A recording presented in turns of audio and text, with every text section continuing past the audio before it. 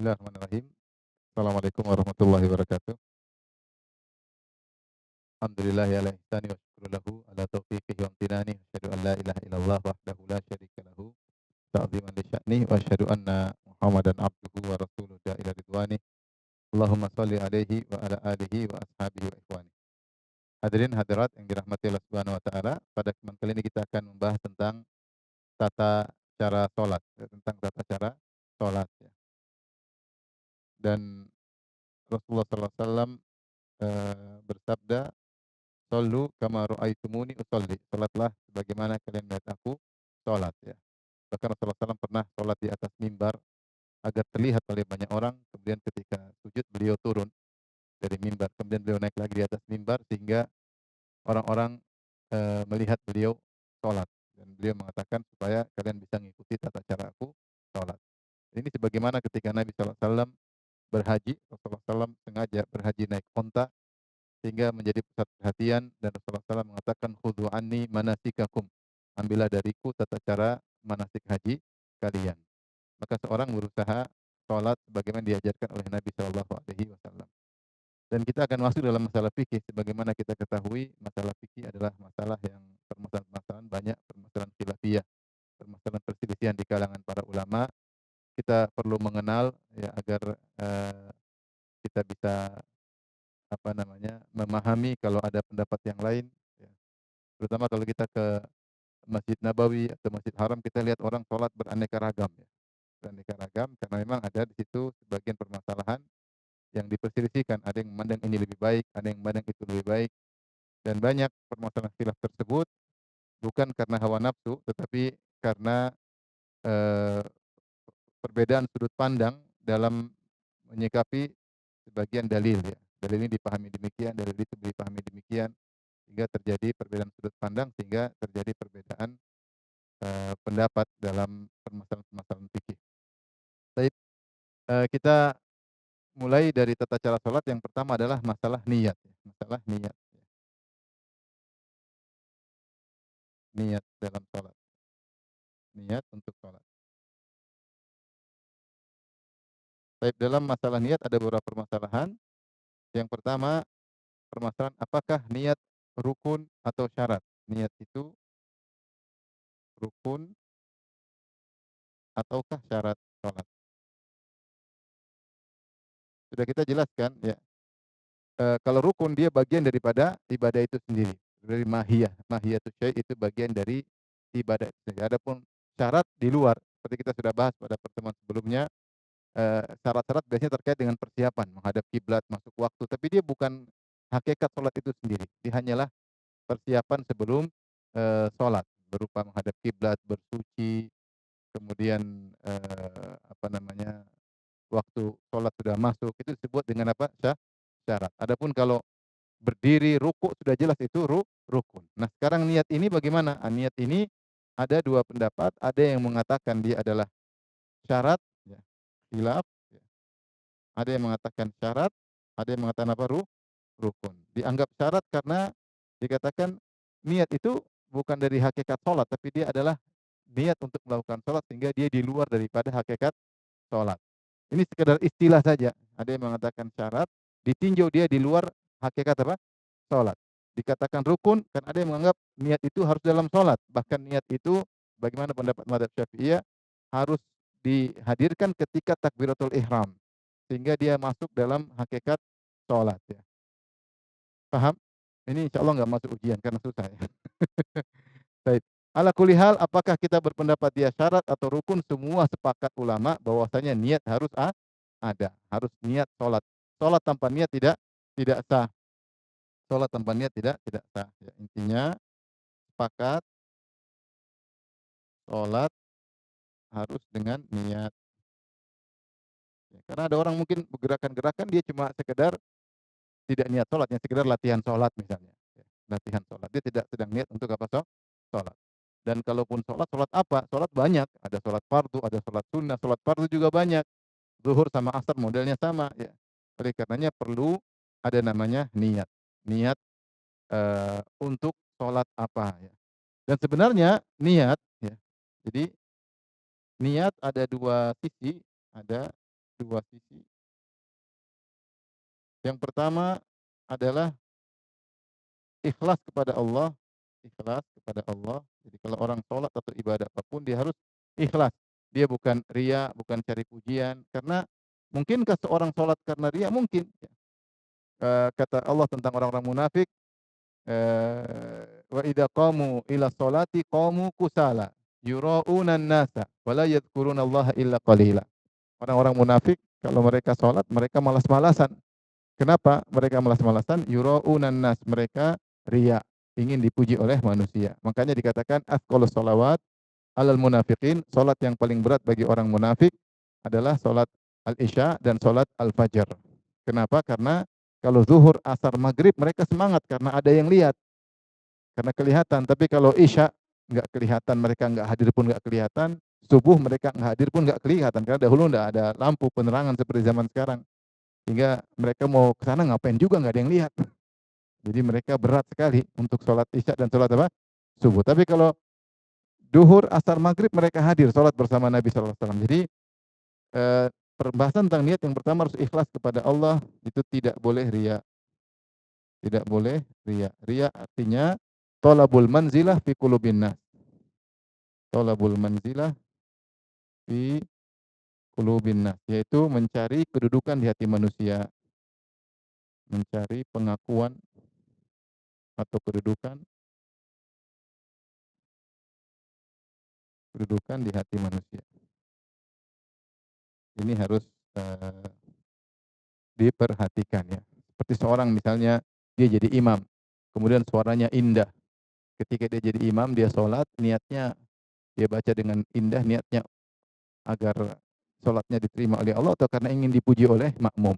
Karena ingin dipuji oleh makmum. Misalnya dia sholat, biasanya dia sholat maghrib baca rakaat pertama Qul huwallahu ahad, rakaat kedua Qul a'udzu birabbin nas, ternyata ada bupati yang sholat di belakang, maka dia rubah rakaat pertama Al-Baqarah ya.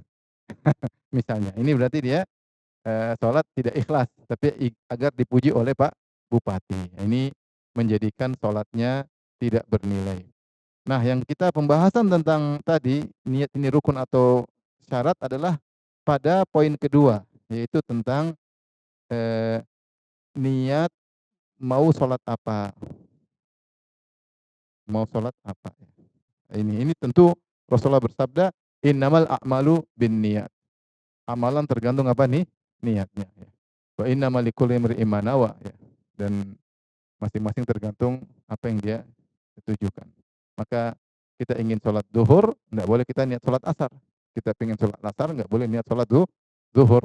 Kita ingin sholat fardu, jangan niat sholat sunnah. Kita ingin sholat sunnah, jangan niat sholat fardu. Maka masuk. Maka pembahasan niat sangat penting. Baik, ini pembahasan terkait niat. Yang berikutnya perkara ketiga,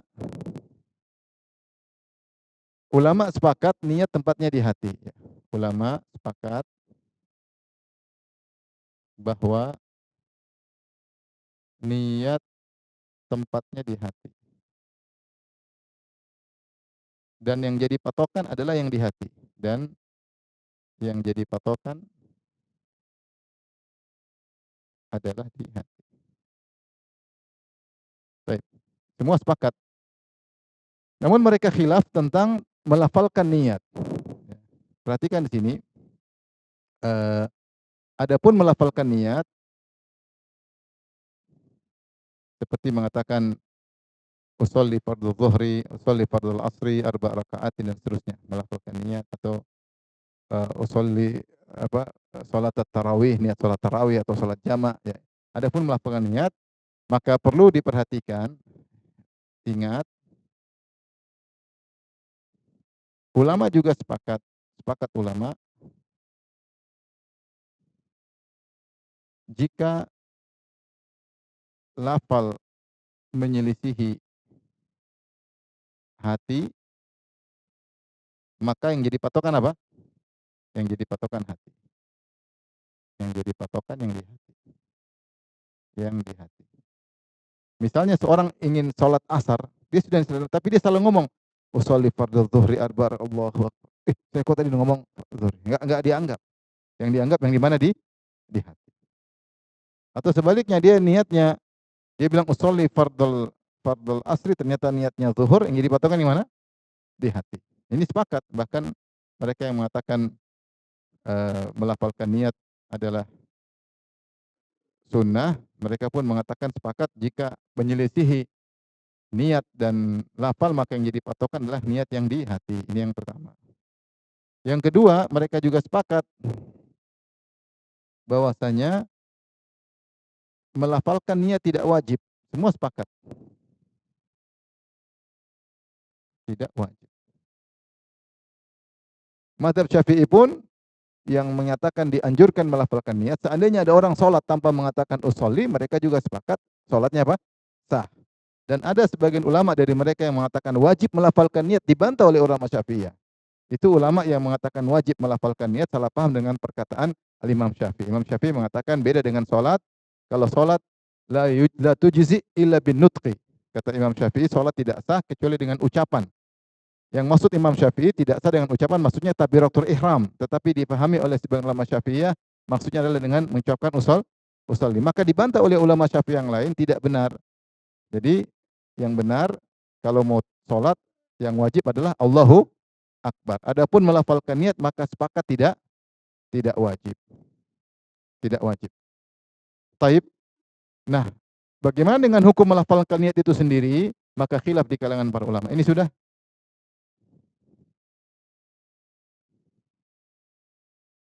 hukum melafalkan niat.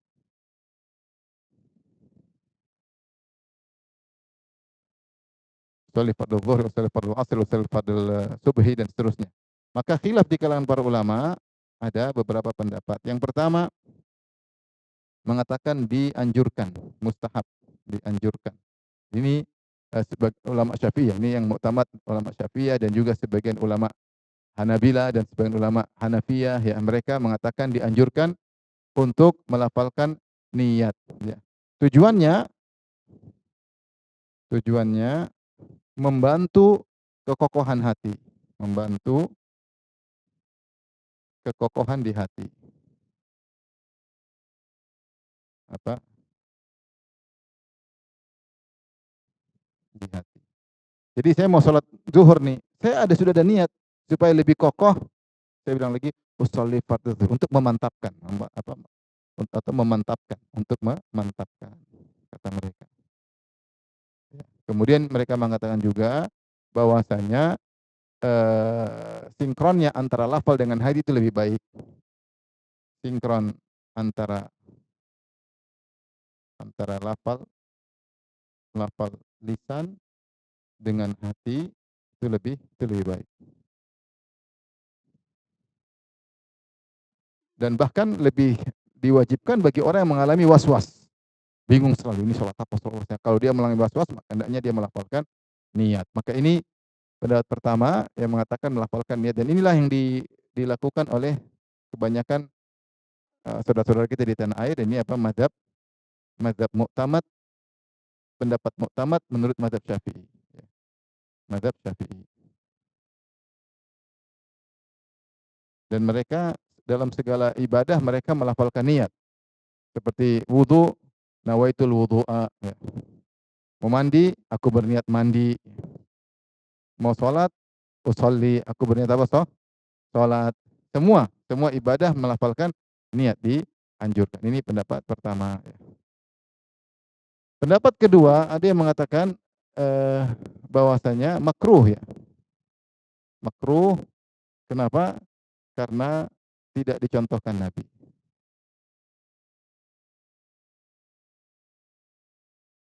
Nabi dan para sahabat.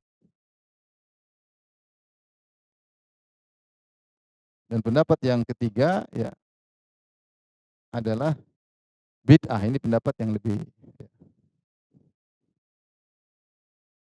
lebih kencang lagi ya.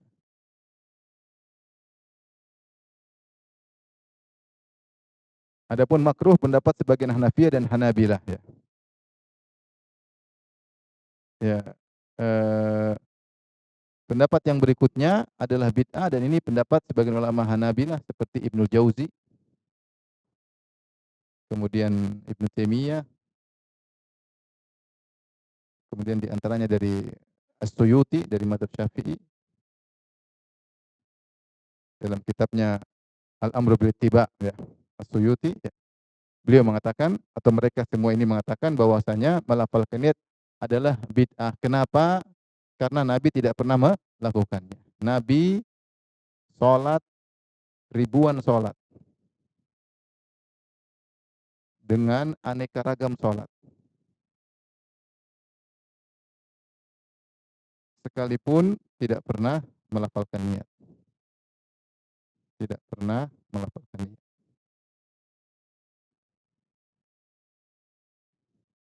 Bahkan hadis dhaif pun tidak ada. Jangankan hadis sahih, hadis dhaif pun tidak. Jangan hadis palsu pun tidak ada. Dan tentunya salat yang terbaik salatnya Nabi. Rasulullah mengatakan wa khairul huda huda Muhammad. Sebaik-baik petunjuk Muhammad sallallahu alaihi wasallam. Tidak ada yang ragu bahwasanya salat terbaik adalah salatnya siapa? Nabi sallallahu alaihi wasallam. Nabi tidak pernah melafalkan niat. Yang kedua, demikian juga para sahabat. Demikian juga tidak diriwayatkan dari sahabat. Padahal sahabat jumlahnya ribuan. Padahal sahabat jumlahnya apa?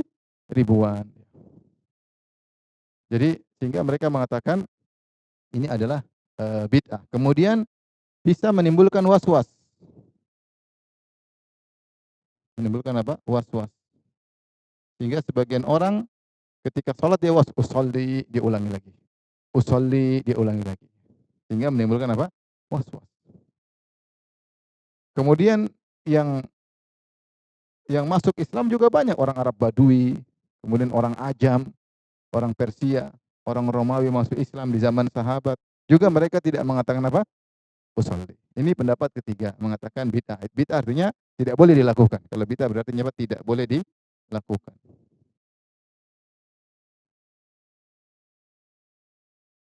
Pendapat yang keempat, bahwasanya melafalkan niat hukumnya boleh meski ditinggalkan lebih baik.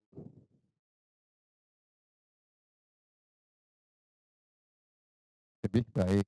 Ini saya sebutkan semua dalam kitab saya, bekal sholat. Intinya ikhwan, ini masalah khilafiyah, maka kita berlapang dada. Ya. Saya sendiri cenderung pada pendapat ini adalah bid'ah. Ya. Karena bagaimana kita mengatakan ini dianjurkan sementara Nabi tidak pernah melakukannya, para sahabat juga tidak melakukannya. Sebagian ulama Syafi'iyah mengatakan beda, zaman Nabi para sahabat mereka kokoh, mantap iman mereka. Adapun kita belakangan kita butuh pengkokohan dan pemantapan. Kita bilang di zaman Nabi juga banyak orang-orang baru masuk Islam, Arab Badui, orang-orang Ajam, Romawi, Persia baru masuk Islam, dan Rasulullah tidak pernah suruh mereka untuk apa? Melafalkan niat usolli usolli, dan asalnya ibadah adalah mudah. Makanya Rasulullah SAW kalau sholat selalu mulai dengan apa? Allahu Akbar. Allahu Akbar. Wallahu a'lam bishawab. Intinya kita menyampaikan ini agar kita mengetahui ada permasalahan khilafiyah. Kita silakan memahami pendapat saudara-saudara kita ini masalah khilaf yang muktabar, tetapi kita boleh memilih. Kita boleh memilih pendapat yang menurut kita lebih kuat ya. Menurut saya yang lebih kuat wallahu a'lam bishawab adalah pendapat yang mengatakan bahwasanya melafalkan niat adalah apa? Bid'ah. Kenapa? Karena dianggap syar'i padahal tidak disyariatkan, tidak disyariatkan. Baik, sampai sini paham? Baik. Kita lanjut. Ini poin keberapa tadi? Ini poin ketiga ya, ketiga. Sekarang kita lanjut poin keempat. Saya akan lanjut poin keempat. Tapi kalau mau difoto silakan, biar ujiannya benar semua. Iya, benar, benar.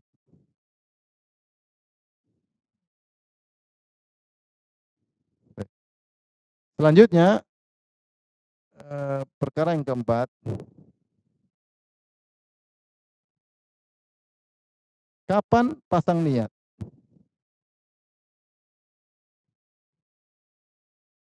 Kapan pasang niat? Yaitu saya mau sholat duhur, kapan kita mau pasang niat ini? Ya, pasang niat. Maka ada khilaf, ada yang mengatakan boleh sebelum takbiratul ihram,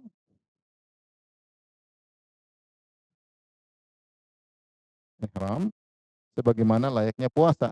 Sebagaimana puasa. Puasa niat sebelum fajar. Rasulullah mengatakan malam yubayyitin niyyah qabla al-fajr fala siyama lahu. Siapa yang tidak pasang niat sebelum terbit fajar, maka tidak ada puasa baginya. Justru namanya puasa itu niatnya sebelum terbit fajar. Baik, puasa itu startnya kapan? Sebelum terbit atau pas terbit fajar? Pas terbit fajar. Baru kita menahan diri tidak makan. Tapi niatnya kapan? Sebelumnya. Ya, kata mereka sama dengan puasa. Dan orang kalau sudah berwudu menuju masjid, dia sudah niat sholat zuhur. Kecuali niatnya dipalingkan. Ternyata dia pingin kemana, maka mungkin dia perlu memperbarui niatnya. Tapi kalau niatnya tidak dipalingkan, maka hukum asalnya niatnya berada terus dalam apa? Hatinya. Ya. Bukankah niat bisa bertahan? Bisa. Saya pergi kantor cari uang, niat itu ada terus nggak? Ada, mau pergi kantor cari uang. Meskipun saya sudah jalan 1 jam, saya tetap ada niat mau cari apa? Cari uang. Kecuali niat berpaling. Ini yang sebagian mengatakan harus pada rukun yang pertama, yaitu takbiratul ihram. Nah, mazhab Syafi'iyah mengatakan semua niat harus pada rukun yang pertama. Seperti ketika wudu, wudu menurut mazhab Syafi'i, kumur-kumur nih sunnah. Ya, dia tidak kumur-kumur, masukkan air, keluarkan dari hidung, semuanya sunnah. Wajib pertama dalam wudu adalah membasuh wajah. Wajib pertama dalam wudu membasuh wajah. Jadi niat itu ketika pertama kali membasuh wajah harus niat dalam hati. Ya. Harusnya dalam hati. Jadi ini terkait kapan pasang niat di hati. Ini madhab Syafi'i harus bersama dengan takbiratul ihram. Ini madhab Syafi'i. Perhatikan, ini perlu kita pahami. Ya. Adapun melafalkan niat itu hanya persiapan. Persiapan untuk yang di hati.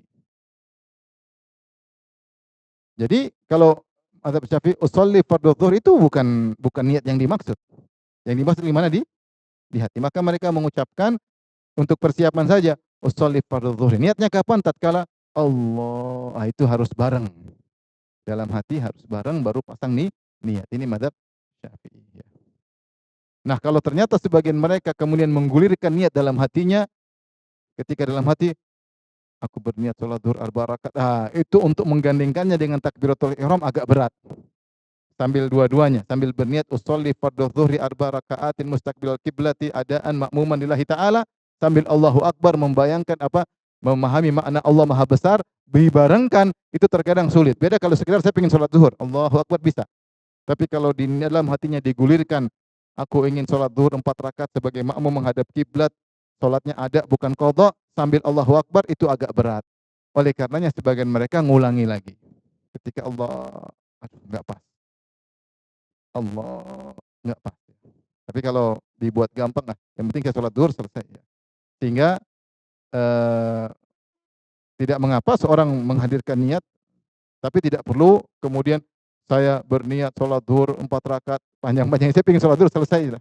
Yang jelas saya sudah hadap kiblat, saya jadi makmum sudah selesai, sudah sama-sama tahu. Tidak perlu kita mentakyin begini dalam hati, karena kalau kita membarengkan dengan Allahu Akbar sambil menghayati keagungan Allah itu berat. Ya. Alhamdulillah intinya boleh kita berniat sebelum takbiratul ihram, dan ibadah tidak sesulit yang dibayangkan, insya Allah mudah. Dan di zaman Nabi Rasulullah tidak bikin aturan harus begini, dalam hati harus begini.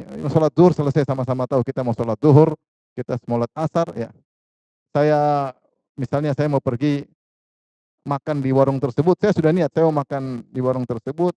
Nanti makan siangnya tuna bakar, kemudian minumannya es kelapa pakai gula aren. Setelah itu saya makan sate. Setelah itu saya bisa langsung dalam hati sekali, tidak perlu setelah ini sudah bisa digabungkan niatnya enggak?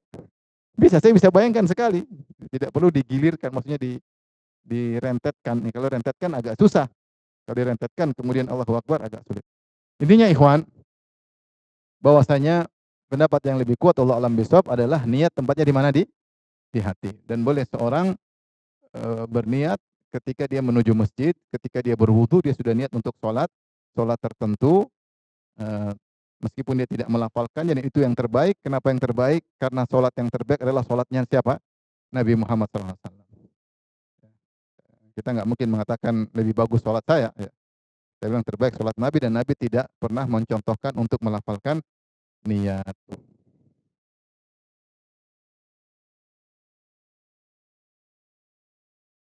Baik. Ini terkait dengan niat.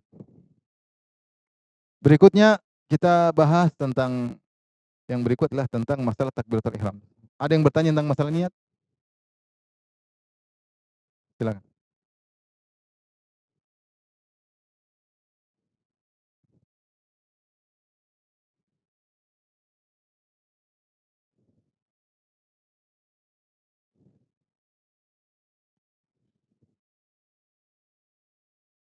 Insya Allah nanti ada pembahasannya tentang apa?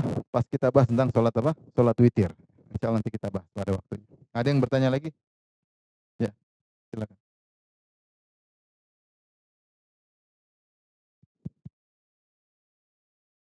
Jangan, nggak usah juga, ngapain? Jadi nggak usah bilang usolli, nggak usah bilang bismillah, nggak usah baca kul a'udzu birabbin nas, malikin nas, ilahin nas. Ya, kul a'udzu min hamazati syayatin, a'udzu bika rabbi ayyahdurun. Ada sebagian orang gitu. A'udzubika min hamazati, aku berlindung dari gangguan setan. Tidak perlu karena kita nanti bertakbir, setelah itu kita takbir, kita ada ta'awudz juga dalam apa? Salat. Jadi mukadimah-mukadimah itu enggak perlu. Kenapa? Karena Nabi tidak mencontohkannya. Ya. Nabi tidak mencontohkan. Dan sebaik-baik salat, salatnya siapa? Nabi sallallahu alaihi wasallam. Terakhir ada yang bertanya? Assalamualaikum. Ya, Waalaikumsalam warahmatullahi wabarakatuh. Ustaz mau bertanya, apakah bisa di tengah, misalnya pas sholat sunnah, terus berubah menjadi sholat wajib gitu? Itu intinya tidak boleh, tapi nanti kita bahas ada waktunya. Ketika kita bahas nanti masalah sholat sunnah atau masalah sholat jamaah nanti ada pembahasan. Tapi intinya tidak boleh dirubah. Sunnah menjadi wajib tidak boleh.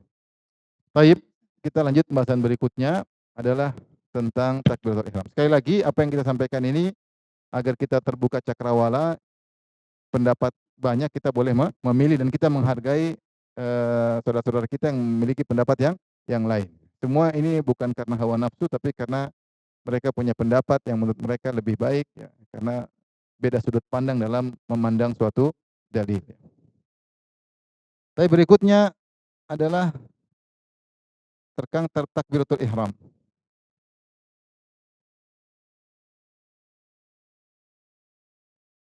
Takbiratul ihram. Apa makna takbiratul ihram? Takbir maknanya at-takbir. Maksudnya apa? Allahu akbar. Allahu akbar. Ini namanya takbir. Baik. Ihram artinya adalah pengharaman. Pengharaman ihram. Ahrama yuhrimu ihraman. Pengharaman maksudnya apa? Setelah kita mengatakan Allahu akbar, banyak perkara yang tadinya halal jadi haram. Ada perkara-perkara yang tadinya halal jadi apa? Jadi haram.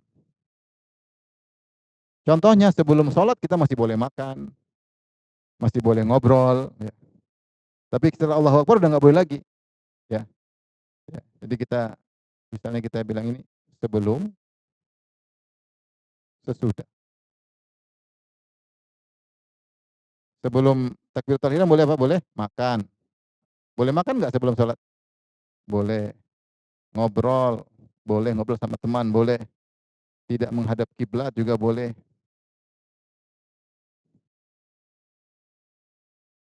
Ini contoh, boleh. Ini semuanya boleh. Setelah takbiratul ihram ini semua menjadi apa? Menjadi haram. Ini disebut dengan takbiratul ihram. Kapan halal lagi? Setelah salam. Halal lagi setelah salam.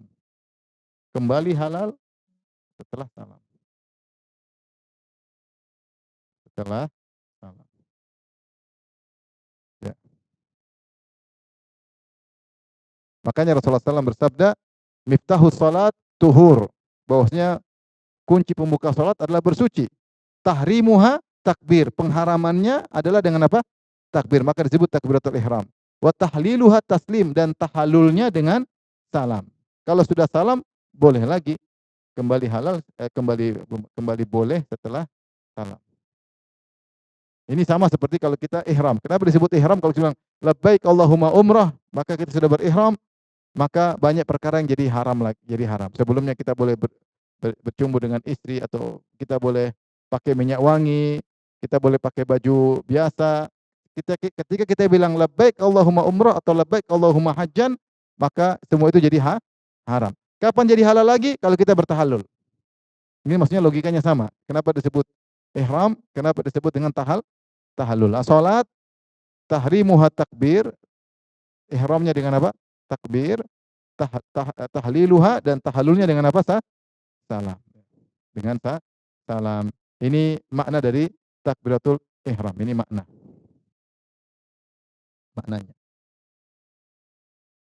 Takbiratul ihram. Ya. Berikutnya sudah ini. Hukumnya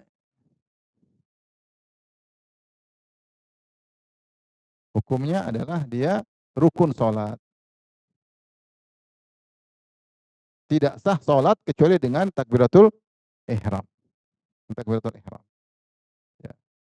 Dan jumhur ulama berpendapat harus dengan lafaz Allahu Akbar atau Allahul Akbar, ya. Tapi yang benar Allahu Akbar.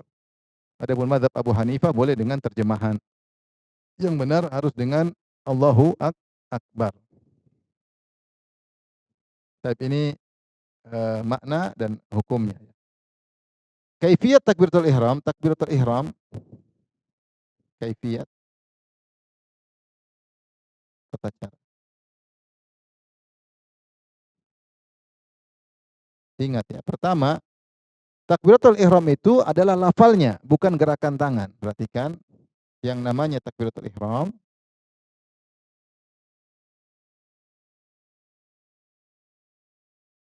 adalah lafalnya, bukan gerakan tangan.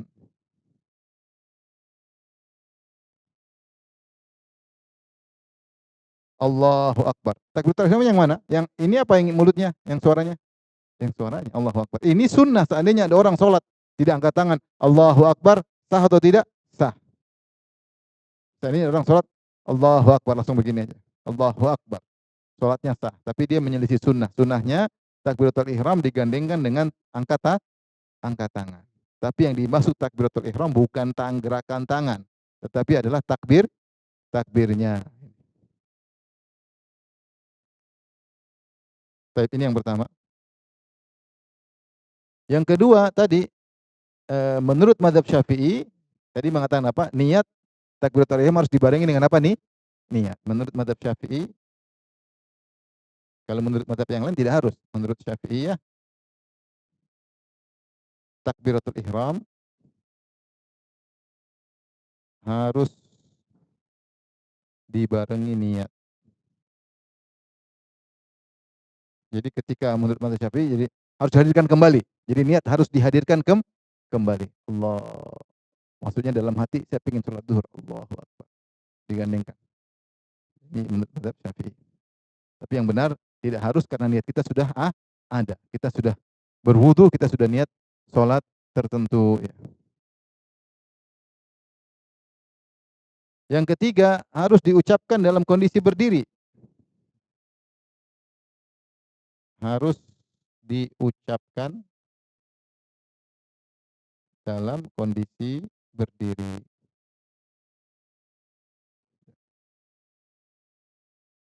Dalam hadis Abu Humaid As-Sa'idi, karena Rasulullah SAW idza qama ila salati i'tadala qa'iman. Adalah Rasulullah SAW kalau hendak salat beliau berdiri dengan tegak, wa rafa'a yadayhi tsumma qala Allahu Akbar. Rasul angkat tangan, Rasul mengatakan Allahu Akbar. Yang intinya i'tadala qa'iman, yaitu Rasulullah SAW ketika mau takbir maka beliau dengan berdiri.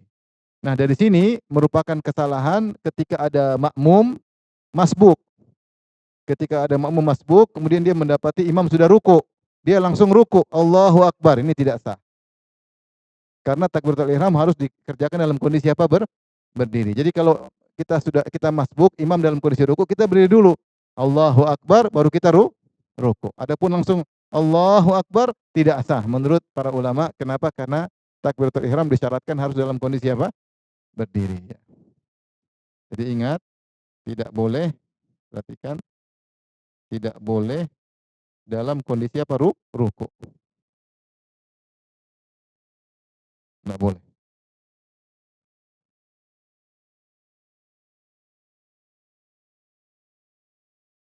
Atau membungkuk, tidak boleh juga.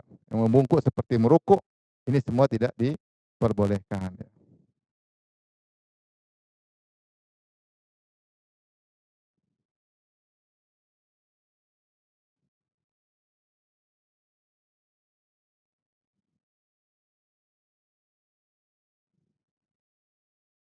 Adapun bacaannya tadi apa? Allahu Akbar. Menurut jumhur ulama, Allahu Akbar. Ada yang mengatakan Allahul Akbar juga boleh, ada alif lamnya. Adapun mazhab Hanafiyah membolehkan dengan terjemahan. Kecuali orang tersebut tidak tahu bahasa Arab, dia bilang Allahu Akbar susah, maka dia boleh dengan terjemahan. Kalau ada orang susah ngomong bahasa Arab, suruh bilang Allahu Akbar, dia nggak bisa. Huruf-huruf dia nggak ada bisa bilang Allahu Akbar. Mungkin terjadi zaman dulu, sekarang alhamdulillah mudah, semua orang bisa mengucapkan lafal Arab, tapi zaman dulu mungkin saja ada orang ajam non Arab masuk Islam, baru awal Islam mau bilang Allahu Akbar susah. Ya tetap aja sholat semampu kamu boleh dengan terjemahan. Adapun yang bisa bahasa Arab, maka atau bisa mengucapkan lafal Arab, maka harus mengucapkan apa? Allahu Akbar. Baik, ada yang bertanya? Saya tambah lagi, yang keempat disunahkan sambil mengangkat tangan.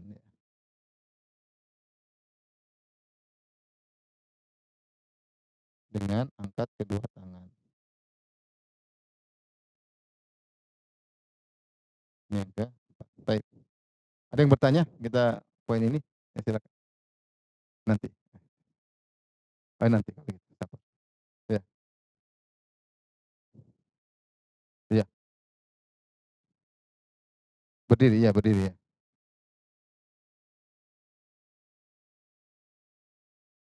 Iya, masalah angkat tangan, masalah sedekap, ini pembahasan lain. Dia bukan rukun sholat. Ya. Dia bukan rukun sholat. Seandainya ada orang sholat, Allahu Akbar, tidak angkat tangan, sholatnya sah. Sholatnya sah. Sholatnya sah.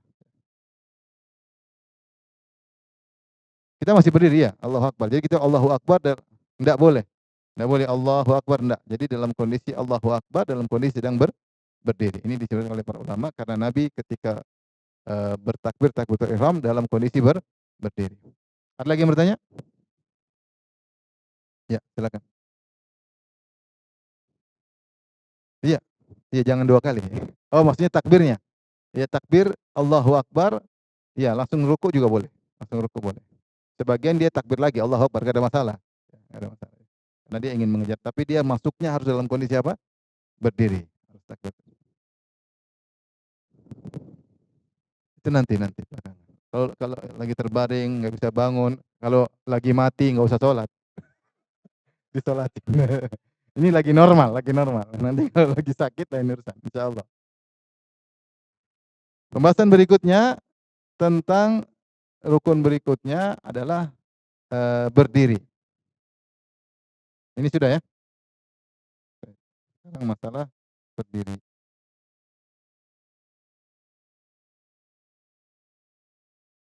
Ya, atau ya berdiri. Ya, takbiratul ihram sambil berdiri. Ya.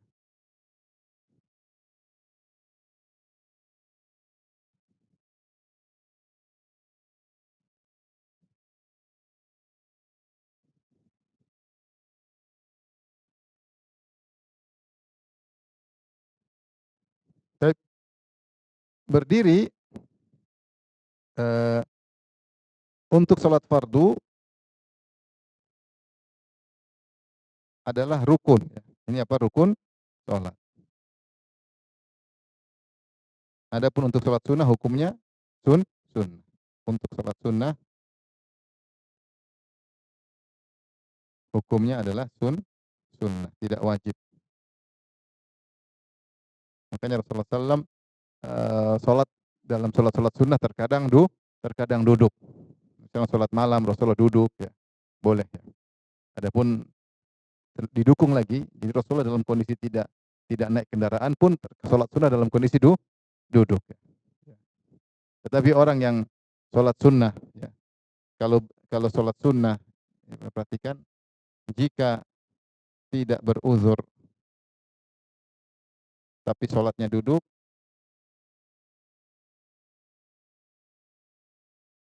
maka pahala setengah. Pahala setengah.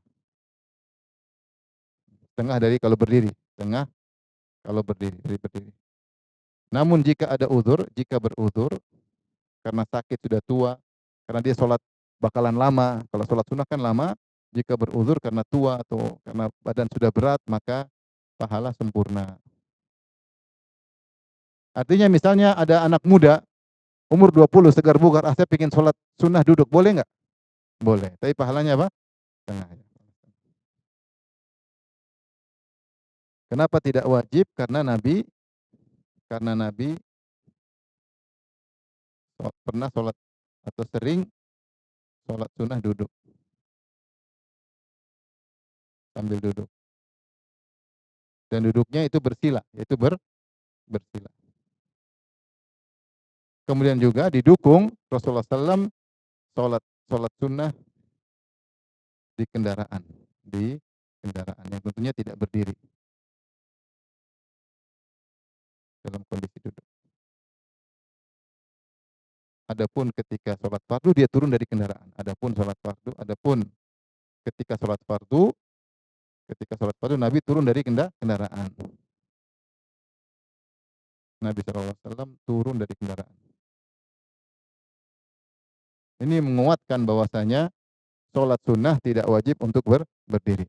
Tapi yang kita bahas sekarang yang rukun adalah ketika sholat fardu. Ya. Allah berfirman, Hafidhu ala salawati wa salatil wusta wa qumu lillahi qanitin. Ya. Berdirilah, kata Allah, wa qumu lillah. Berdirilah karena Allah dalam kondisi kunut, yaitu dalam kondisi khusyuk. Ini perintah. Ketika Allah menyuruh untuk sholat, Allah suruh dalam kondisi berdiri. Ya. Demikian juga Rasulullah SAW ketika membicarakan tentang sholat, kata Nabi, idza kumta ila sholat. Jika kau berdiri untuk sholat. Jika kau berdiri untuk sholat. Rasulullah SAW juga bersabda, sholli qa'iman. Sholatlah kau dalam kondisi berdiri. Hukum asal. Fa illam tastati' fa qa'idan. Kalau kau tidak mampu sholat berdiri, maka dalam kondisi duduk. Lagi sakit, ada halangan, ada uzur.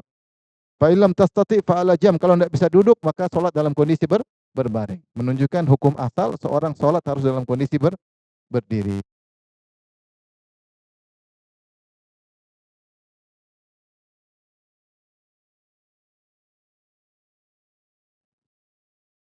Adapun menunjukkan sholat sunnah tidak wajib berdiri banyak dalam hadis Ibnu Umar.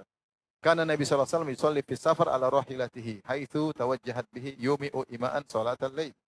Rasulullah SAW sholat ketika bersafar di atas kendaraan sambil diisyaratkan. Rasulullah SAW duduk bukan dalam kondisi berdiri. Demikian juga hadis Aisyah yang jelas, Rasulullah tidak sedang bersafar. Aisyah radhiyallahu anha berkata, "Kana yusalli lailan tawilan qa'iman." Rasulullah SAW salat malam berdiri, salat panjang. Wa lailan tawilan qa'idan. Terkadang Rasulullah SAW salat malam panjang duduk. Jadi Rasulullah tidak sedang bersafar pun salat duduk.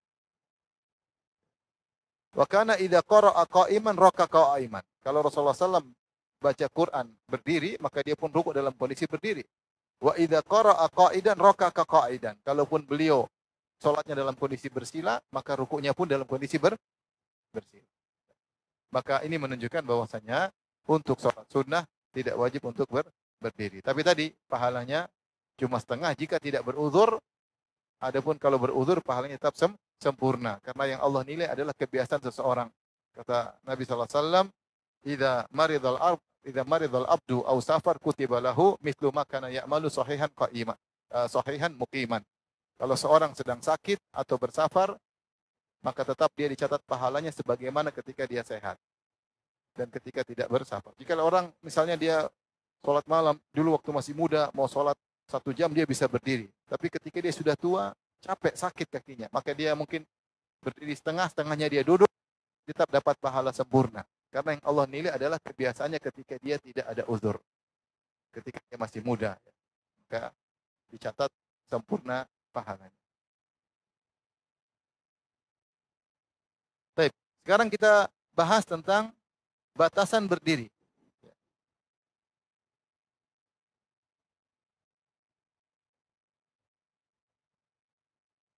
Batasan berdiri adalah menegakkan badan. Menegakkan badan. Boleh menunduk sedikit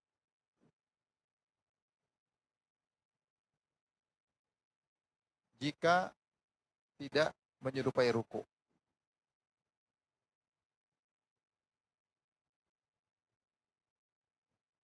Jadi yang pertama, menegakkan badan. Jadi berdiri. Agak sedikit masih sah.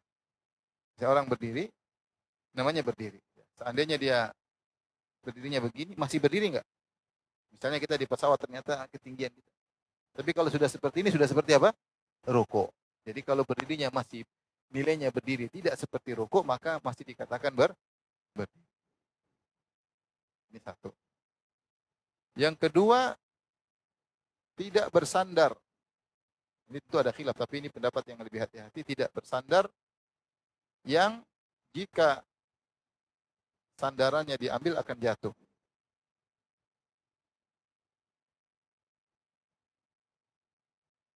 Kecuali beruzur. Misalnya seorang sholat sambil bersandar di tembok. Misalnya dia sholat. Kira-kira temboknya diambil jatuh nggak? Kecuali dia ternyata ahli kungfu. Artinya kalau dia sandar gini, ini tidak sah menurut sebagian ulama. Kenapa? Karena tembok ini tidak berdiri buktinya. Buktinya dia sedang bersandar. Seandainya temboknya diambil, dia bakalan jatuh. Paham? Seperti itu. Sama ketika dia pegang tongkat. Contohnya dia jatuh, kecuali beruzur. Orang tua pegang tongkat, tidak apa-apa. Tapi kalau tidak ada uzur kemudian dia bersandar dengan tongkat atau bertelekan, seandainya sandarannya diambil dia jatuh, maka sholatnya tidak sah.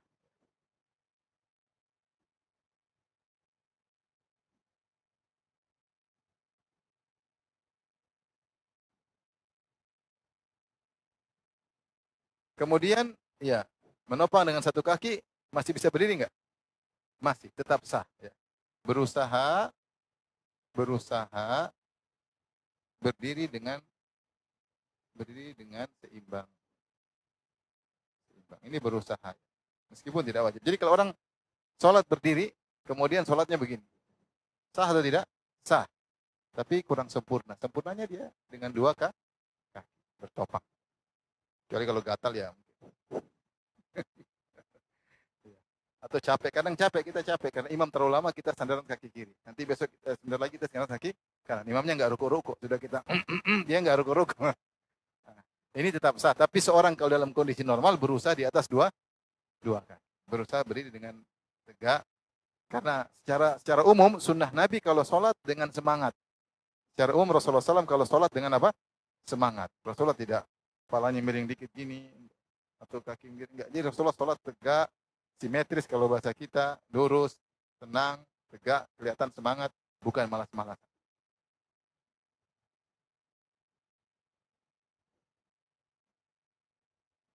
Baik, sampai sini paham? Kita lanjutkan. Ini termasuk sunnah ya. Jadi kemudian kemana arah pandangan mata? Yang kedua, arah pandangan mata. Atau kita lanjut di halaman berikut. Ada yang bertanya tentang ini berdiri?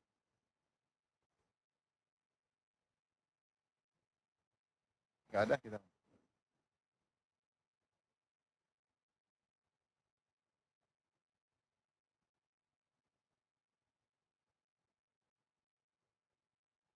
Arah pandangan mata. Maka secara umum ada khilaf ya. Khilaf ulama. Dua pendapat. Pendapat pertama ini jumhur ulama, mayoritas. Tiga mazhab yaitu mazhab Syafi'i, mazhab Hambali, mazhab Hanafi. Bahwasanya jumhur maksudnya mayoritas. Jumhur itu bahasa artinya mayoritas. Bahwasanya disunahkan melihat ke arah sujud. Ke arah sujud. Jadi kalau orang berdiri, sholat ke arah mana dia sujud. Ini sunnahnya demikian dan ini pendapat Imam Ahmad mengatakan bahwasanya di antara kekhusyuan adalah memandang ke arah tempat sujud.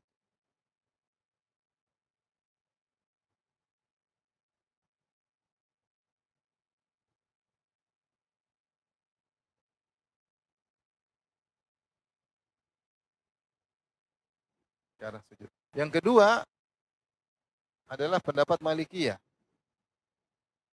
Pendapat mazhab Malikiyah. Maka mereka berpendapat sunnahnya adalah melihat ke arah imam. Ke arah depan. Ya, ke arah imam. Ke arah imam. Apakah ada hadis tentang masjid? Ada hadisnya, tapi hadisnya dhaif. Hadisnya dhaif. Ya. Hadisnya lemah. Dalam hadis Abu Hurairah, anna Rasulullah SAW kana idza shalla rafa'a basara ila sama' fanazalat. Rasulullah SAW melihat ke atas, kemudian turunlah firman Allah menegur, ya, alladzina hum fi shalatim khashi'un, hendaknya khusyuk ketika salat, fata'ta'a ra'sahu, maka Rasulullah tundukkan kepalanya, ya. Tapi hadis ini dhaif, ya.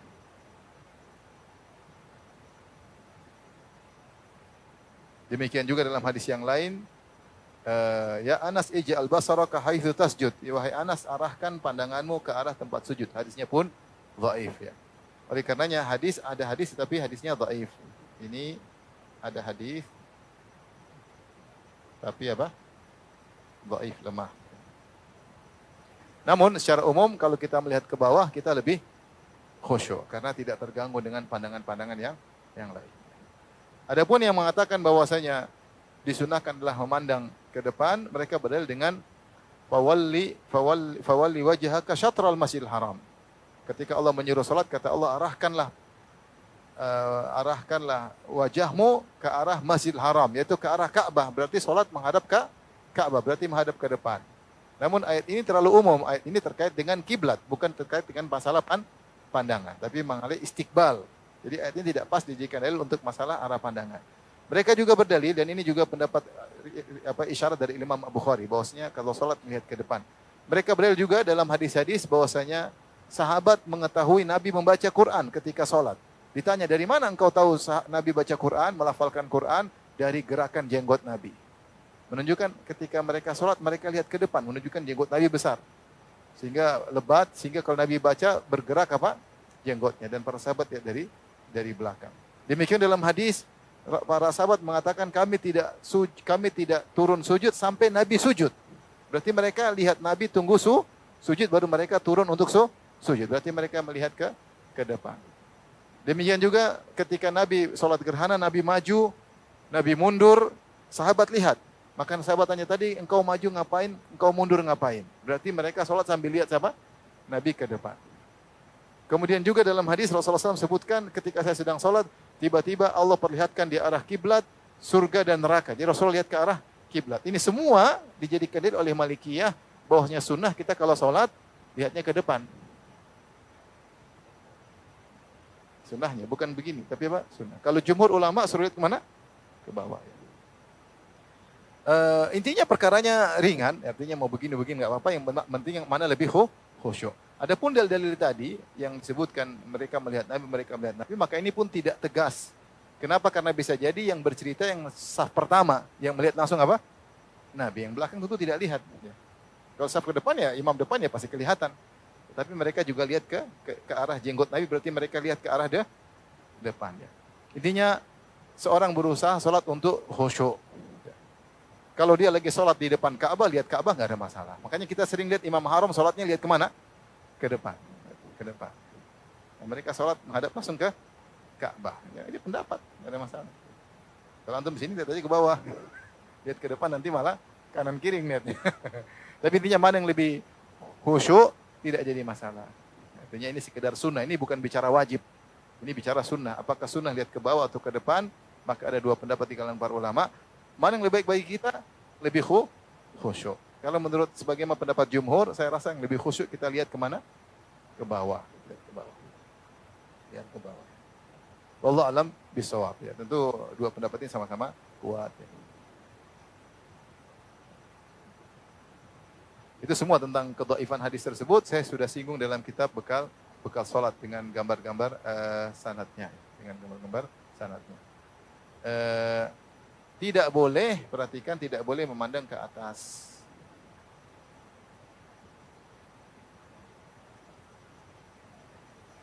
Ke atas.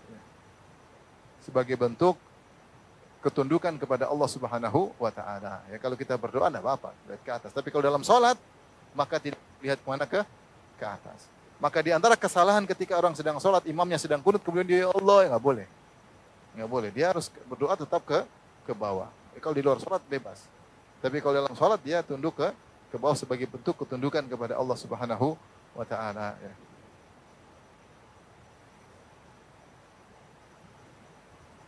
Baik. Terakhir kita bahas tentang mengangkat kedua tangan. Ini sudah? Ya, silakan. Kalau apa? Merem tidak sunnah. Jadi tidak sunnah merem. Tidak boleh, ini tidak boleh memandang ke atas, kemudian tidak disunnahkan merem. Orang tahu ya, tutup mata. Kecuali ada gangguan. Disebut oleh Ibnu Qayyim, ada gangguan. Kita lagi di sini, anak kecil di sini loncat tot, tutup ya, kucing lewat mengganggu, tutup mata, tidak apa-apa. Tutup mata. Tapi jangan dikatakan sunnah tutup mata. Justru sholat itu buka mata. Saya nggak bisa khusyuk kecuali tutup mata. Enggak, latih dirimu agar kau khusyuk sesuai dengan sunnah Nabi. Sunnah Nabi sholat sambil melihat ke depan atau ke bawah. Mana yang lebih mudah bagimu. Tapi kalau ada gangguan, kau boleh tutup mata. Ya, misalnya depan ada ganggu larisan lari sini, kemudian sudah kita tutup mata supaya kita tidak terganggu oleh gangguan-gangguan depan mata. Ini. Baik, terakhir masalah tentang mengangkat kedua tangan. Ini sudah ya. Berikut.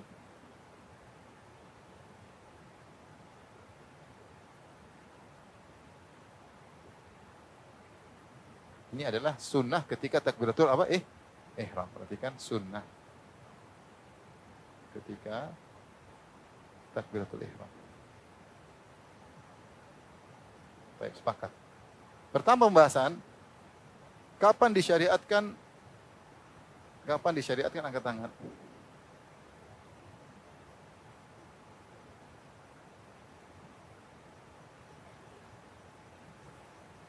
Atau ada pembahasan sini, ada 3 pembahasan.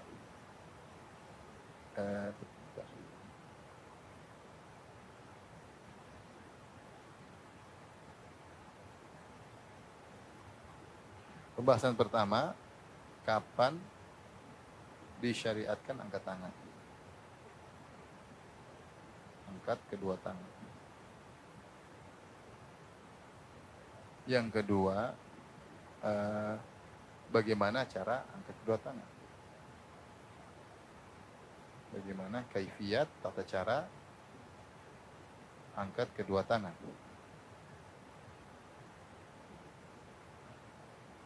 Yang ketiga, kaifiyat iringan beriring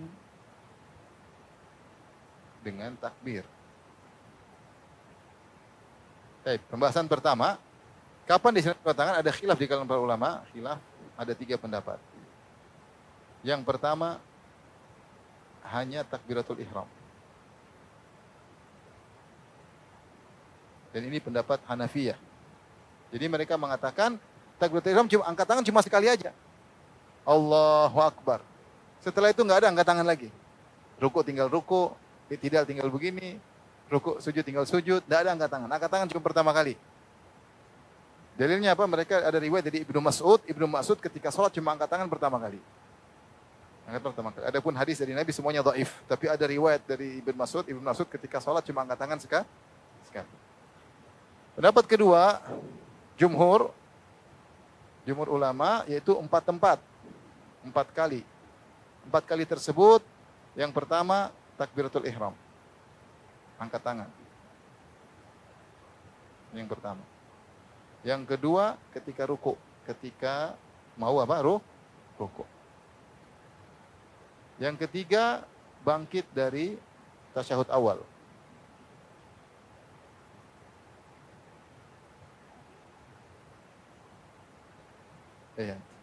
Ini keempat. Ketika i'tidal ya. Ketika apa? I'tidal. Yang keempat, apa tadi? Bangkit dari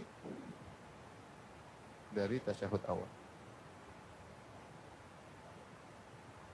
Pendapat ketiga, setiap gerakan, kulli raf'in wa khafdin. Setiap turun, angkat, selalu angkat tangan. Allahu Akbar. Mau sujud, Allahu Akbar. Bagi sujud, Allahu Akbar. Pendapat yang lebih kuat, Allah alam bisawab, pendapat jumhur. Ya. Ada hadis tentang itu biasanya dhaif. Saya jelaskan dalam kitab bekal sholat. Dan Ibnu Umar menafikan Rasulullah tidak angkat ketika sujud. Jadi, kaidah dalam masalah angkat tangan, ketika mau sujud dan bangkit dari sujud, tidak ada angkat tangan. Makanya kalau kita mau sujud, angkat tangan atau tidak? Tidak. Bangkit dari sujud, angkat tangan atau tidak? Tidak. Sahwi juga tidak perlu angkat tangan, bangkit. Sujud tilawah juga tidak perlu angkat tangan, bangkit sujud tilawah juga tidak perlu angkat tangan. Angkat tangan cuma 4 ini. Inilah disunahkan. Jadi takbiratul ihram pertama, mau ruku, Allahu Akbar. I'tidal, sami Allahu liman apa? Hamidah. Ketika tasyahud, bangkit rakaat ketiga, angkat kedua tangan. Allahu Akbar. Hanya 4 ini. Adapun yang lain tidak disunnahkan. Tapi bagaimana kaifiat angkat tangan? Datang dalam 3 riwayat. Ada 3 riwayat. Dari Nabi SAW. Yang pertama, sejajar bahu, pundak. Yang kedua, sejajar apa ini namanya apa ini? Daun telinga ya. Ini daun telinga. Kalau ini sejajar bagian bawah telinga.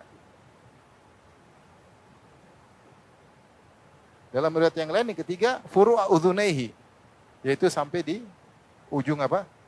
Ujung atas. Sejajar ujung atas telinga. Ini 3 riwayat. Dalam riwayat Rasulullah sejajar pundak. Ini maksudnya ininya. Allahu Akbar. Sejajar dengan apa pun? Pundak. Allahu Akbar. Yang kedua, dalam riwayat Rasulullah sejajar dengan telinga. Allahu Akbar. Agak naik dikit. Yang ketiga lebih tinggi lagi. Allahu Akbar. Jadi sejajar dengan apa? Ujung atas telinga. Allahu Akbar. Jadi ada 3. Allahu Akbar, Allahu Akbar, Allahu Akbar. Tapi bagaimana? Ada yang mengatakan, ada yang mengkompromikan, yang benar boleh semuanya. Boleh semuanya. Bahkan dalam riwayat Imam Ahmad dalam riwayat yang sahih, beliau takbiratul ihram yang seperti itu. Jadi sejajar dada. Ketika takbir berikutnya, beliau sejajar dada, bukan lagi pundak. Imam Ahmad, Allahu Akbar, agak ketika dia rukuk, dia agak di bawah dari dada, bahkan di bawah dari pundak, bahkan ke arah dada. Tapi intinya, kalau datang dalam riwayat yang sahih, ada 3. Sejajar pundak, sejajar telinga, sejajar bagian atas apa? Telinga. Intinya, tetapi tidak boleh berlebihan. Allahu Akbar. Ini ketinggian, melebihi. Jadi melebihi. Sebenarnya orang gitu. Allahu Akbar. Terlalu tinggi. Ya, paling tinggi seginilah. Ya, yang sejajar apa? Telinga. Paham? Baik. Kemudian yang ada keempat juga. Keempat, posisi jari. Baik. Posisi jari, maka sebagian ulama berpendapat kedua telapak tangan harus menghadap kiblat. Tapi ini tidak ada dalilnya, dibantah oleh sebagian ulama yang lain. Jadi kalau kita mau hadap kiblat kan Allahu Akbar. Sampai ada kawan yang sholat gitu. Allahu Akbar. Jadi dia menghadap kiblat. Allahu Akbar. Jadi karena dia menghadap kiblat padahal tidak ada dalilnya. Maka kita sholat biasa aja. Jadi ya begini. Kalau kita normal begini angkatnya, biasa begini. Jadi tidak harus begini maksud saya. Tidak harus menghadap apa kiblat. Ya begini sudah cukup menghadap kiblat. Tapi tidak harus tangan kita dipaksakan untuk menghadap apa kiblat. Biasa aja. Kemudian jari-jari tidak digenggam, tidak dilebarkan. Jadi bukan Allahu Akbar. Bukan juga Allahu Akbar. Biasa, terbuka renggang sedikit. Biasa, normal. Allahu Akbar. Jangan jangan Allahu Akbar. jadi sedang aja, biasa aja. Ya, ini terkait dengan besi jari. Jadi tidak harus menghadap apa? Kiblat. Menghadap kiblat itu apa? Telapak tangan. Telapak. Yang kedua, tidak apa namanya? Dirapat dan tidak direnggang. Biasa aja. Gitu. Jadi biasa aja, Allah normal aja. Baik. Bagaimana kaifiat beriringan dengan takbir? Maka Imam Nawawi menyebutkan ada banyak pendapat, ada 5 pendapat ya.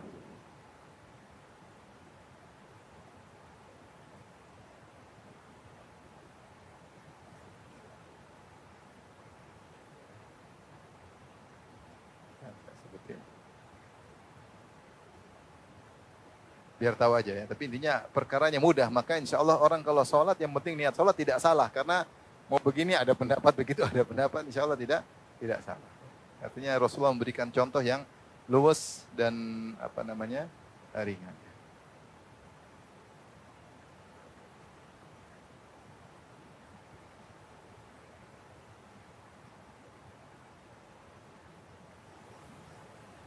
Coba ini disebutkan oleh Nawawi rahimahullah ta'ala. Ini dalam madhab Syafi'i saja. Dalam kitab Al-Minhaj, Syarah Sahih Muslim, Nawawi menyebutkan ada 5 cara. Kata beliau. Ini sebenarnya dalam ini satu madhab Syafi'i 5 cara boleh. Menunjukkan keluasan. Yang pertama, ngangkat tangan dulu baru takbir. Jadi, Allahu Akbar. Ngangkat tangan dulu baru takbir. Ngangkat tangan selesai baru takbir. Mengangkat tangan, kedua tangan sudah mulai takbir, sedangkan dua tangan sudah mulai dilepas. Jadi gini, Allahu Akbar. Angkat dulu baru bertakbir. Allahu Akbar. Ini cara pertama. Jadi bagaimana sinkronnya dengan takbir. Kedua, Allahu Akbar. Bedanya pertama dan kedua, Pak. Yang kedua lafalnya sambil turun. Jadi pertama Allahu Akbar. Yang kedua Allahu Akbar, ini diam. Allahu Akbar, baru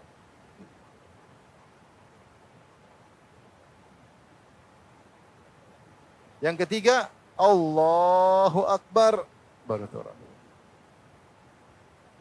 Jadi pas ngangkat Allahu Akbar, baru turun. Yang keempat Allahu Akbar.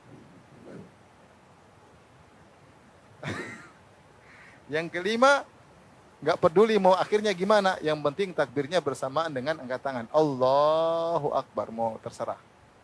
Jadi saya ulangi, yang pertama, perhatikan. Allahu Akbar. Cara pertama, takbirnya mulai ketika tangan sudah di atas dan berhenti sambil turun. Allahu Akbar. Yang kedua, takbirnya ditahan, tangannya ditahan. Allahu Akbar. Paham? Yang ketiga tadi bagaimana? Saya juga lupa. Yang ketiga, Allahu Akbar. Yang ketiga, Allahu Akbar. Turunnya diam. Yang keempat, dari awal sampai akhir. Allahu Akbar. Yang kelima, yang ditinjau cuma awal saja. Allahu Akbar, terakhirnya terserah. Mau barang ini atau lafalnya habis baru turun tangan, terserah. Intinya, yang penting sholat. Insya Allah nggak salah. Wallahu Akbar, Allahu Akbar, Allahu Akbar. Baru begini semuanya aman ya. Insya Allah nggak ada masalah. Yang penting apa sholat.